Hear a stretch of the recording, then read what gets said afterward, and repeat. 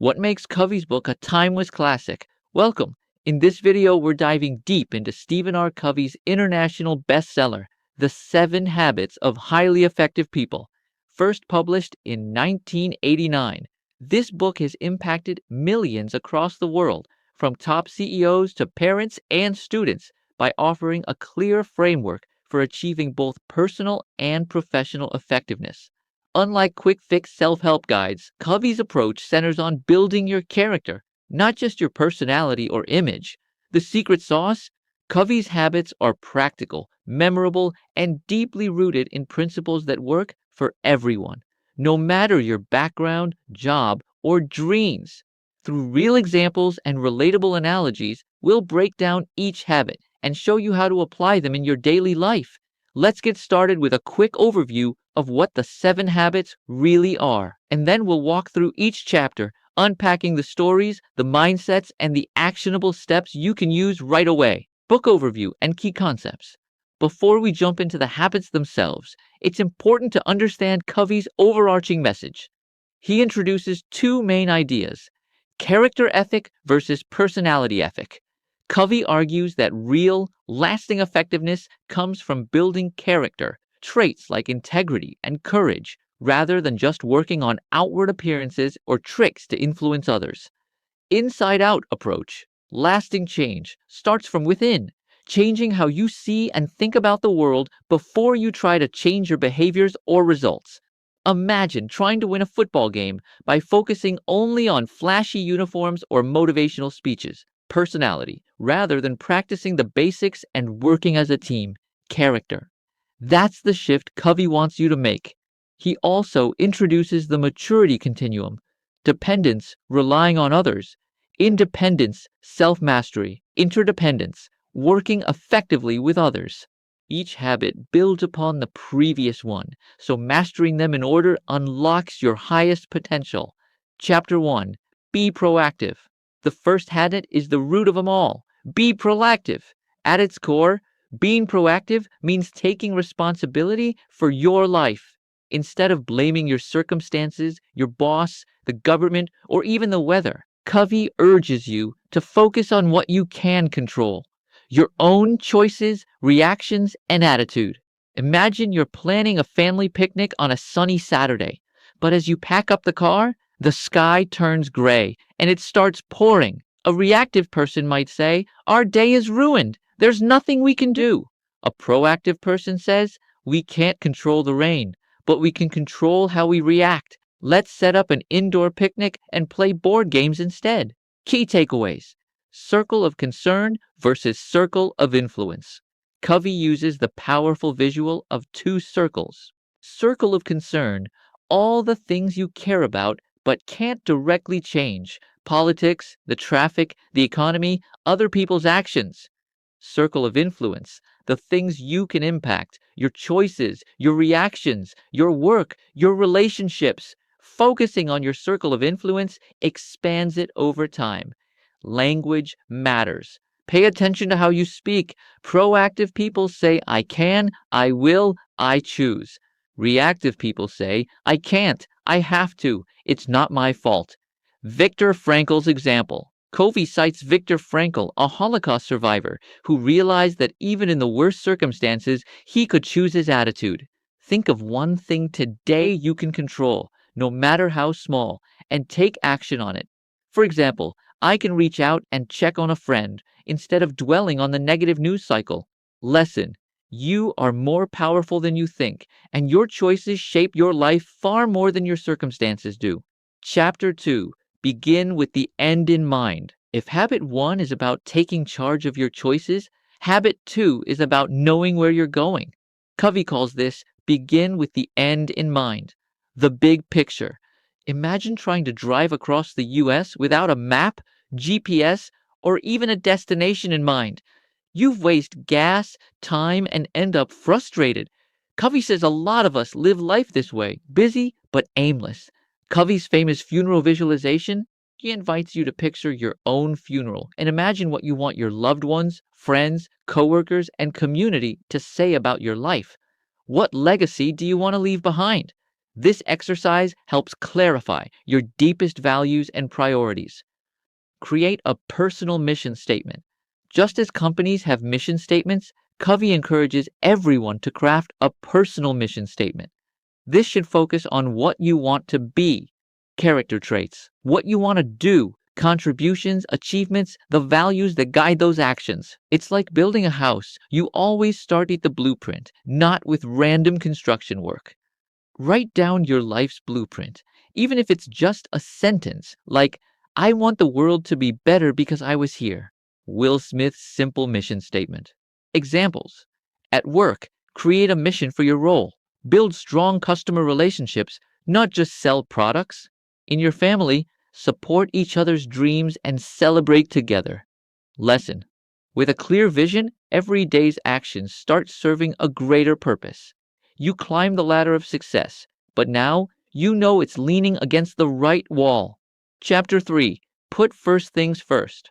Now that you know your why and where, it's time to focus on how you spend your time. Put first things first. The issue?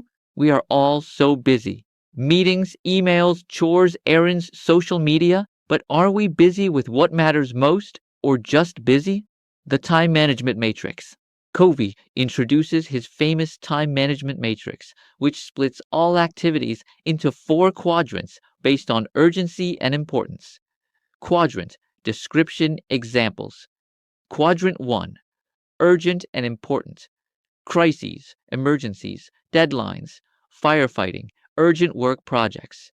Quadrant 2, not urgent but important. Planning, relationships, learning, exercise, family time, long-term goals. Quadrant 3, urgent but not important. Interruptions, meetings, most emails, many phone calls. Quadrant 4, not urgent and not important. Time wasters, distractions, excessive TV, scrolling social media. Most effective people focus on Quadrant 2, where you invest in growth, relationships, and prevention. This reduces crises and stress in the long run. The big rocks analogy. Covey often used a jar and big rocks to show time management. If you fill your jar with sand, trivial tasks first, there's no room for the rocks, important things. But if you put the rocks in first, everything else fits around them.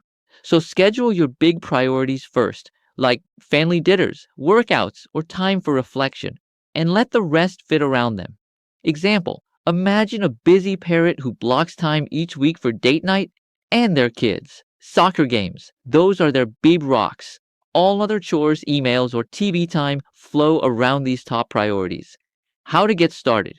List your key roles: parent, worker, friend, community member. For each, set a weekly goal or focus, preferably a Quadrant 2 activity. Schedule your big rocks before other tasks. Lesson. You don't manage time, you manage yourself. Say yes to what matters most, and learn to say no to distractions. Chapter 4. Think win-win. We've worked on ourselves. Now, how do we relate to others? Habit 4. Think win-win. The mindset. Most people are raised with a zero-sum mindset. If you win, I must lose. Think sports or game shows. But Covey says life, and especially business or family, isn't a competition where only one person wins. A win-win mindset seeks mutual benefit, where agreements or solutions are satisfying for everyone involved. Win-win. Let's find a solution both, like win-lose, my way or the highway. Lose-win, peace at any price, giving in. Lose-lose, if I can't have it, neither can you. Win, only worried about your own goals. Win-win or no deal. We'll only do this if we both win. Covey believes win-win and no deal if win-win isn't possible are best for long-term relationships. Key ingredients: integrity, stick to your values, even if it's hard. Maturity, balance courage, stand up for yourself with consideration, care about others. Abundance mindset, believe there's enough success to go around. Example, in salary negotiations, win-win looks like, let's find a number that's fair for both the company and the employee, so both sides are motivated for long-term success. Imagine 2 kids fighting over an orange. Instead of splitting it in half, they talk and discover one wants the fruit, the other just the peel for a recipe. By working together, both get 100% of what they need. Reject either or thinking in your relationships. Aim for creative solutions where everyone gets value. Lesson: life's better when we focus on lifting each other up. Cooperation beats competition, and true success is shared. Chapter 5: Seek first to understand, then to be understood. Now we're deep into the public victory habits, the tools for building powerful relationships. Habit 5 is about communication, and it's summed up in a simple but profound rule: seek first to understand, then to be understood. What most people do, we often listen with the intent to reply, not to understand. In a meeting or argument, we craft our response before the other person finishes. This leads to misunderstandings, resentment, and missed opportunities. Covey's empathic listening. Empathic listening means listening not just with your ears, but with your eyes and heart. It's about truly stepping into the other person's shoes, deeply understanding both what they say and how they feel. Levels of listening: ignoring, pretending, selective listening, attentive listening, empathic listening, the gold standard. Think of a doctor. Would you want a doctor to prescribe drugs before diagnosing your illness? Of course not. Yet in conversation, we often do just that: offer advice or solutions before truly understanding the problem. Real example: picture a manager whose employee seems disengaged. Instead of jumping in with solutions, the manager listens deeply, realizes the employee feels undervalued, and works together to find more meaningful assignments. Morale and productivity soar.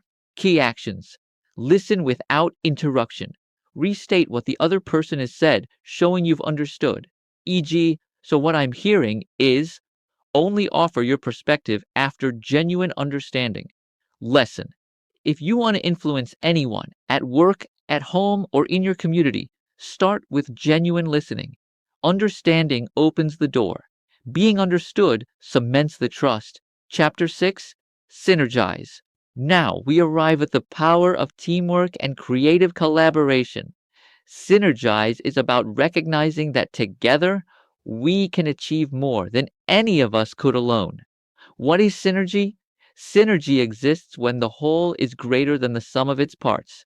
In Covey's words, it's where 1 plus 1 equals 3 or even more.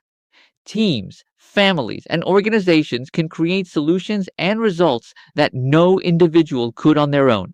Nature analogy: think about an orchestra. Each instrument sounds fine solo, but together they make music that moves us. Or consider the American melting pot, a diverse nation that leverages its differences for innovation and progress. Covey's steps to synergy: value differences. See diversity as an asset, not a threat. When people think differently, you get more creative ideas. Open communication. Encourage candid dialogue and brainstorming.